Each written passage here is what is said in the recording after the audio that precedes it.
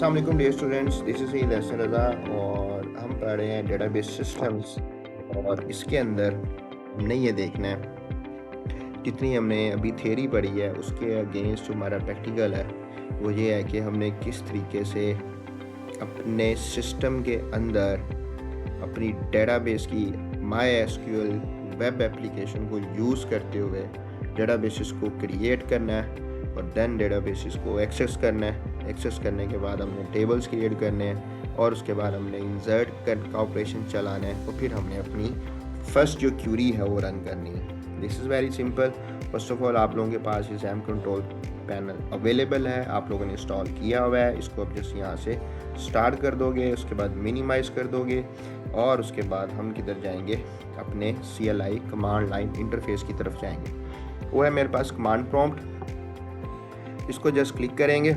Click करने के बाद हमने क्या करना है, थोड़ा सा ये मैं आपके लिए इसको जो फॉन्ट साइज है वो बड़ा कर। फर्स्ट कमांड ये आ गई मेरे पास, C// फिर से डबल डॉट, ये रूट के ऊपर ले गया। अब मुझे जाना है कहाँ पे, XAMPP के फोल्डर के अंदर। ठीक है, अब मुझे किधर जाना है, अब मुझे MySQL के फोल्डर के अंदर जाना है। अब किधर जाऊंगा, मैं बिन के अंदर जाऊंगा। मेन फाइल सारी हमारी यहाँ पड़ी हुई होती हैं। अब मुझे अपनी पहली कमांड लगानी है कि मैं MySQL कर रहा हूँ, एज ए यूज़र कर रहा हूँ, रूट से एक्सेस कर रहा हूँ, पासवर्ड मेरे पास नल है और जो होस्ट है वो मेरे पास लोकल होस्ट है। स्पेलिंग मिस्टेक्स मत कीजिएगा। इसको एंटर कर दें। हमने अपनी डेटाबेस को एक्सेस कर लिया।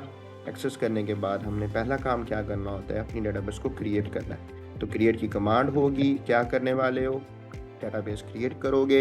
एसन के नाम से मैं एक डेटाबेस क्रिएट कर रहा हूँ, सेमीकोलन लगा के अपनी कमांड को टर्मिनेट कर रहा हूँ। यहाँ पे 1 रो इफेक्टेड हो गया। अब जो मैंने डेटाबेस बनाई है उसकी कमांड में ये यूज़ करूँगा, शो डेटाबेसिस की। और ये करने के बाद एसन के देखें आपको यहाँ पे ये नज़र आ रहा है मेरा डेटाबेस का नाम। अब मुझे इसको एक्सेस करना है तो सिंपल ये है, मेरे यूज़ की कमांड यूज़ होएगी।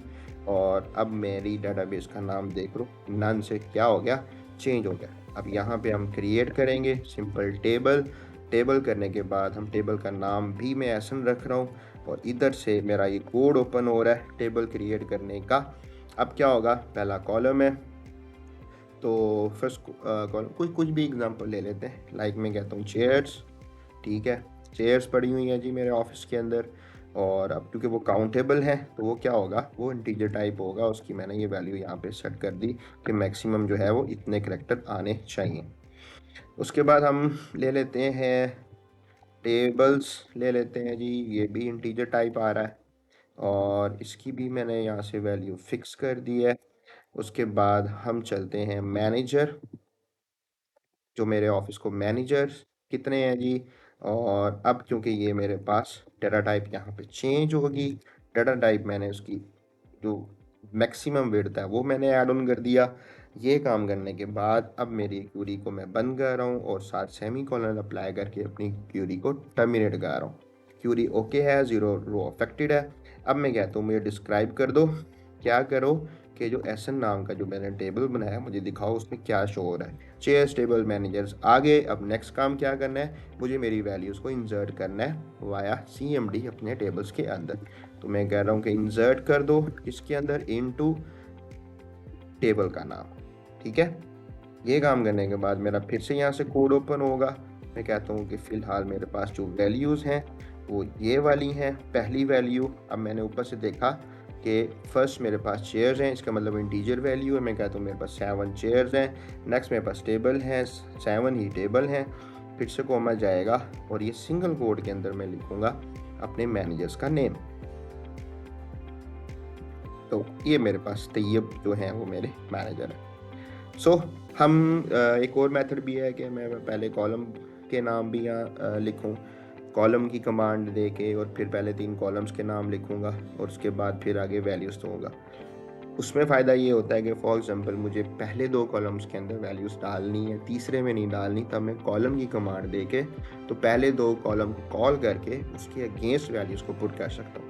लेकिन क्योंकि अभी हम इनिशियल स्टेप के ऊपर हैं, बिगिनर लेवल के ऊपर हैं, तो हम इसको इसी तरीके से देखेंगे। लेटर ऑन हम जैसे जैसे चलते चले जाएंगे तो हम इनको नल वैल्यूज़ क्या होती हैं, की क्या होती हैं, डिफ़ॉल्ट क्या होती हैं और एक्स्ट्रास क्या होते हैं, हमने इनको भी पढ़ना है डिटेल के अंदर इंशाल्लाह। नेक्स्ट जो आपको वीडियो लेक्चर मिलेगा इन्हीं छुट्टियों के अंदर, वो इससे रेलेवेंट होगा। फिलहाल जो प्रीवियस पढ़ाया है वो ये आपको बता रहा हूँ। ये काम करने के बाद मुझे क्या करना है, अपना इसको बंद करना है।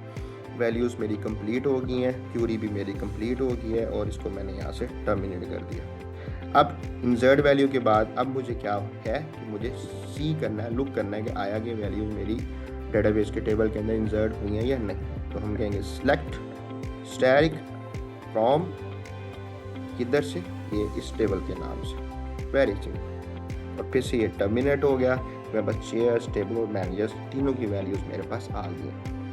तो दिस इज़ ऑल। ये जो प्रीवियस हमने थोड़ी सी जो थियरी पढ़ी, बेसिक कॉन्सेप्ट्स देखे, हमने 3 लेवल आर्किटेक्चर देखा, हमने शन मॉडल देखा, हमने ER डायग्राम्स को पढ़ा, हमने E डायग्राम्स को पढ़ा और E मॉडलिंग को हमने पढ़ा, हमने सिमेंटिक मॉडलिंग को हमने पढ़ा, हमने डेटा मॉडलिंग को हमने पढ़ा, हमने इसके साथ साथ प्रॉपर ER डायग्राम की फिगर्स को देखा, हर फिगर्स के मीनिंग्स को देखा और हम अभी कॉन्स्टेंट्स को हम पढ़ रहे हैं। उसके बाद हम की कॉन्स्टेंट्स को पढ़ेंगे। हमने एंटिटीज़ को पढ़ा, हमने एट्रीब्यूट्स को पढ़ा, हमने कंपोजिट एट्रीब्यूट्स को पढ़ा, फिर हमने मल्टीपल और कंपोजिट कॉन्स्टेंट्स को भी पढ़ा और मल्टीपल सिंगल हमने की एट्रीब्यूट्स को भी पढ़ा। ये सारी थ्योरी के साथ आपका ये प्रैक्टिकल था, ये मैंने आपके साथ शेयर कर दिया। थैंक यू, टेक केयर, अल्लाह हाफिज़। होपफुली हूँ कि मैं अपना मैसेज आप तक कन्वे कर चुका हूँ।